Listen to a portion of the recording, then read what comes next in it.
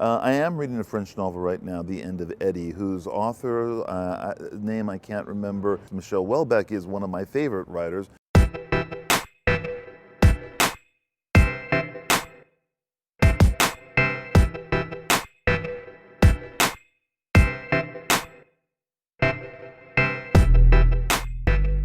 Well, I think that the times are completely different.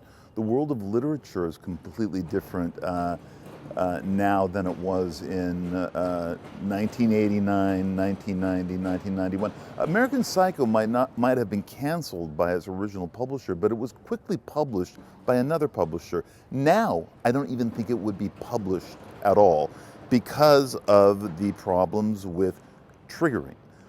There are sensitivity readers now in publishing houses, sensitivity editors who now go through manuscripts to make sure that there isn't anything too triggering for people. And that really does mean anything from sexual assault to violence to graphic gore. And I think that American Psycho would be a highly problematic text for a publishing house to print, to promote, to publicize, to put out into the world today because of all of these elements. Just because it is about sexism and Patrick Bateman is a racist doesn't mean the book is sexist or the book is racist. Now, I think people read that way, and I think they would see this book as like a glorification of the psychopath, whereas 30 years ago, 40 years ago, I don't think people read that way.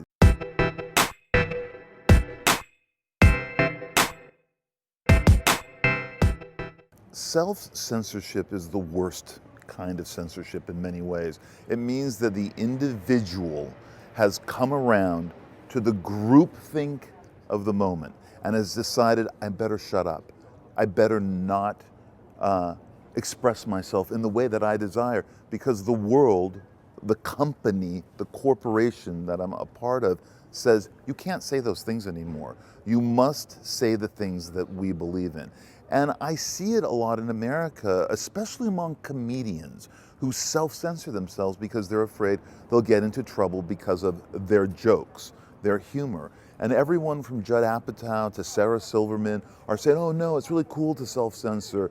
We just got to move with the times. We're in a different world now. I think that's crazy. We're in a world where everything should be allowable. If we live in a country where there is free speech, that means there might be hate speech, there might be speech we don't like, but we can also, as adults, turn away. We don't have to listen to it.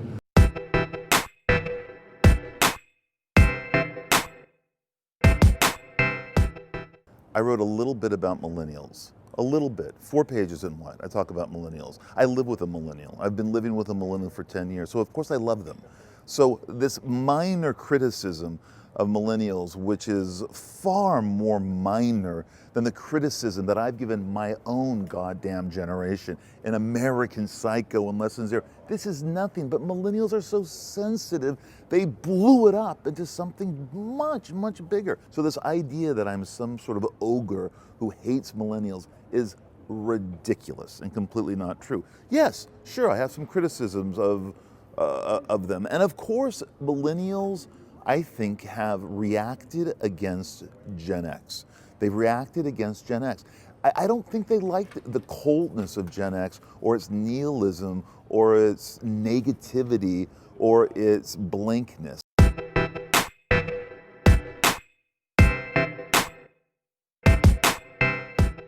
I am reading a French novel right now, The End of Eddie, whose author, name I can't remember. You know, it's very hard for certain French novels to get translated well in the United States. Very few make it, and I am interested because I have a lot of friends who live in France, and of course Michel Houellebecq is one of my favorite writers. But even his book is not out his latest book is not out in the U.S. It will be. Yes, every now and then I come across a new French writer that I like, but I am still catching up on a lot of the classics.